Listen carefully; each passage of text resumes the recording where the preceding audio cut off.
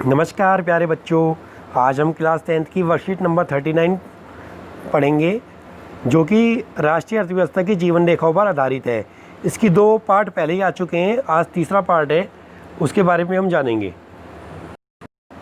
प्यारे बच्चों, आज की जो वर्कशीट है इसमें पहले 2 पार्ट में हमने पढ़ा था कि सड़क परिवहन के बारे में और रेल परिवहन के बारे में।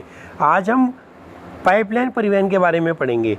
पाइपलाइन से आप सभी बच्चे समझते होंगे कि जो आपके घरों में जो पानी है वो पाइपों के माध्यम से ही आता है। तो ये पानी एक स्थान से दूसरे स्थान पर जब पाइप के माध्यम से आएगा तो उसे हम क्या कहेंगे? पाइपलाइन परिवहन। ठीक है, तो ये तो पानी की बात हुई, लेकिन खाली पानी ही पाइपलाइन के माध्यम से नहीं आता, और भी कई ऐसे संसाधन हैं जो पानी के माध्यम से या पाइपलाइन के माध्यम से एक स्थान से दूसरे स्थान पर जाते हैं। अब हम उनके बारे में चर्चा करेंगे। प्यारे बच्चों, पाइपलाइन कच्चे तेल, पेट्रोलियम उत्पादों, प्राकृतिक गैस और ठोस खनिजों के परिवहन में सुविधाजनक विधि है। अब आप सोच रहे होंगे कि ठोस खनिज को हम कैसे पाइपलाइन के माध्यम से एक स्थान से दूसरे स्थान में ले जा सकते हैं। तो हम क्या करेंगे, जो ठोस खनिज होंगे उसको पहले हम क्या कर लेंगे, तरल अवस्था में ले आएंगे और फिर हम उसे पाइपलाइन के माध्यम से एक स्थान से दूसरे स्थान पर भेजेंगे। अब पाइपलाइन के लाभ क्या है? जो पाइपलाइन है वो पहाड़ी क्षेत्रों में आराम से बिछाई जा सकती है। पाइपलाइन पानी के नीचे या पानी के भीतर भी बिछाई जा सकती है। ये बचाई नहीं, बिछाई है। ठीक है ना, गलत लिखा हुआ है यहाँ पर।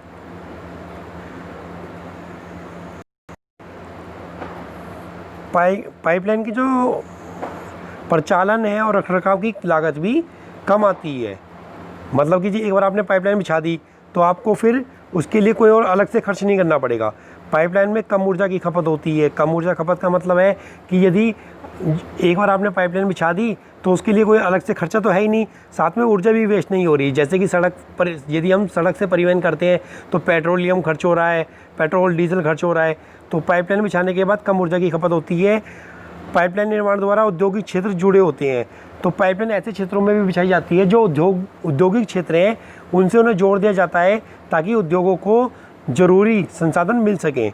पाइपलाइन खराब सड़कों और हड़तालों जैसे से भी प्रभावित नहीं होती। मान लो सड़क हड़ताल हो रही है तो पाइपलाइन उससे प्रभावित नहीं होगी। पाइपलाइन के माध्यम से हम सामान को एक स्थान से दूसरे स्थान पर भेज सकते हैं। पाइपलाइन द्वारा पर्यावरणीय प्रदूषित नहीं होता।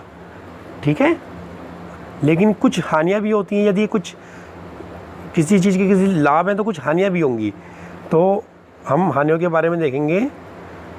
पाइपलाइन की क्षमता को बढ़ाया नहीं जा सकता है। मान लो आपने पाइपलाइन है, पाइपलाइन में आपने 1 इंची का पाइप डाल दिया और यहाँ से आपने लाइन बिछा दी 1 इंची या 2 इंची या 5 इंची की लाइन मुंबई तक बिछा दी, तो फिर आप उसको 10 इंची की नहीं कर सकते। उसके लिए आपको नई लाइन बिछानी पड़ेगी, तो उसकी क्षमता को नहीं बढ़ाया जा सकता।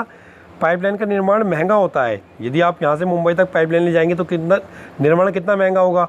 पाइपलाइन में कोई मरम्मत करनी हो तो कठिन होती है। मान लो कहीं से पाइप लीक कर गया तो उसके लिए हमें खुदाई करनी पड़ेगी, उसकी मरम्मत कार्य कठिन होता है। और पाइपलाइन को आतंकियों से सुरक्षा का भी खतरा रहता है। कई बार क्या होता है कि जो आतंकी होते हैं या फिर जो चोरी करने वाले होते हैं वो पाइपलाइन में से चोरी कर सकते हैं। ये सब बातें थी जो आपको पता होनी चाहिए पाइपलाइन परिवहन के बारे में।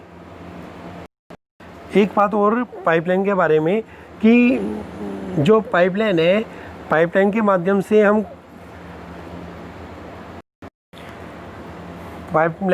हम कच्चा तेल हो गया जिसे हम पेट्रोलियम कह देते हैं, और गैस हो गई जो आपके घरों में भी आती है। आपने देखा होगा कई क्षेत्रों में अब घरों में जो है वो पाइपलाइन के माध्यम से ही गैसें आने लग गई हैं। और जो ठोस पदार्थ है वो भी हम पाइपलाइन के माध्यम से प्राप्त कर सकते हैं। अब हम आज की वर्कशीट को थोड़ा ध्यान से देखते हैं।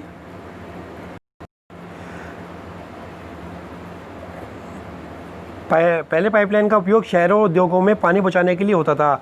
आज उनका उपयोग कच्चा तेल, पेट्रोलियम उत्पाद, तेल से प्राप्त प्राकृतिक गैस क्षेत्र से उपलब्ध गैस शोधनशालाओं, उर्वरक कारखानों और बड़े ताप विद्युत ग्रहों तक पहुंचाने में भी किया जाता है।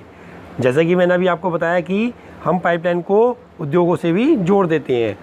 ठोस पदार्थ को तरल अवस्था में परिवर्तित कर पाइपलाइन द्वारा ले जाया जाता है। ठीक है, अब हम सीधा नीचे आ जाते हैं। देश में परिवहन के 3 प्रमुख जाल, देश में पाइपलाइन परिवहन की 3 प्रमुख जाल हैं। पहला जो लिखा हुआ है इसे देखेंगे अभी हम, ये वाला देखिए। ऊपरी असम के तेल क्षेत्र में गुवाहाटी, बरौनी, इलाहाबाद के रास्ते कानपुर तक। इसे हम मैप के माध्यम से समझने की कोशिश करेंगे।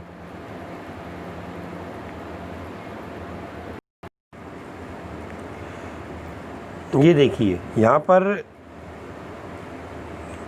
ये ऊपरी असम है। ऊपरी असम से ये हमारा बरौनी तक जो लाइन बिछी हुई है इसी के बारे में बात कर रहा है। ये तेल लाइन है, यहाँ से ये तेल का उत्पादन होता है ऊपरी असम से, और ये बरौनी तक एक लाइन जा रही है। फिर जब ये पाइपलाइन है, ये पाइपलाइन तक से फिर एक और लाइन जा रही है यहाँ पर, ठीक है, से जो राजबंद कहा गया है। फिर राजबंद होते हुए ये कहाँ पर, हल्दिया तक जा रही है लाइन। तो ये इसी के बारे में चर्चा कर रही है। ये ऊपरी असम से होते हुए, ऊपरी असम से और बरौनी, राजबंद और ये हल्दिया तक, ठीक है। और अब इसे आगे कानपुर तक भी बढ़ा दिया गया, ये रहा कानपुर।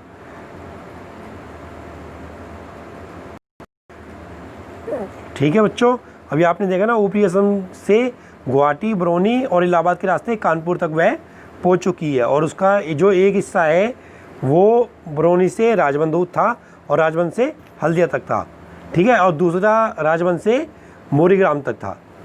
अब हम दूसरे के बारे में बात करेंगे। दूसरा जो है वो गुजरात में सलाया से विरमगांव, मथुरा, दिल्ली और सोनीपत के रास्ते पंजाब के जालंधर तक है। इसे भी हम मैप के माध्यम से ही देखते हैं। देखो प्यारे बच्चों, ये देखो ये रहा सलाया, और सलाया से ये जामनगर होते हुए और ऐसे ये दिल्ली के माध्यम से गया और ये पंजाब जालंधर तक चला गया, ठीक है।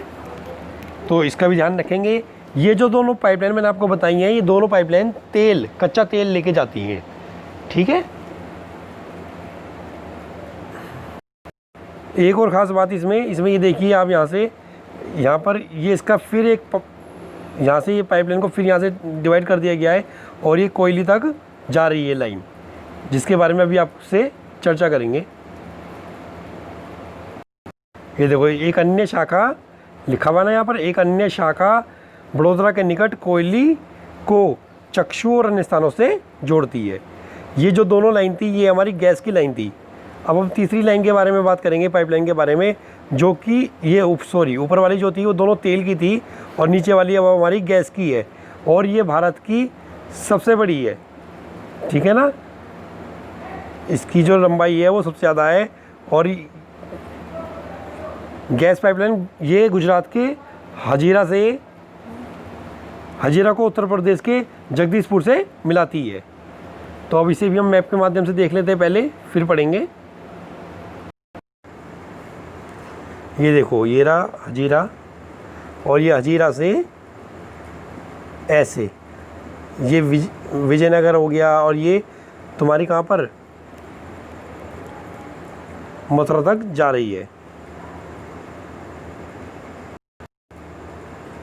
सॉरी जगदीशपुर तक। ये उत्तर प्रदेश के जगदीशपुर तक जा रही है ये वाली लाइन,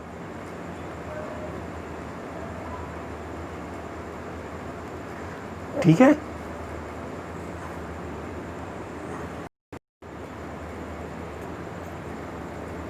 अब प्रश्नोत्तरों पर आ जाते हैं। ठोस पदार्थ को पाइपलाइन परिवहन के माध्यम से किस प्रकार एक जगह से दूसरी जगह भेजा जाता है। तो इसमें आप लिखेंगे ठोस पदार्थों को पाइपलाइन परिवहन के ठोस पदार्थों को तरल अवस्था में लाकर पाइपलाइन परिवहन के माध्यम से एक स्थान से दूसरे स्थान पर ले जाया जाता है।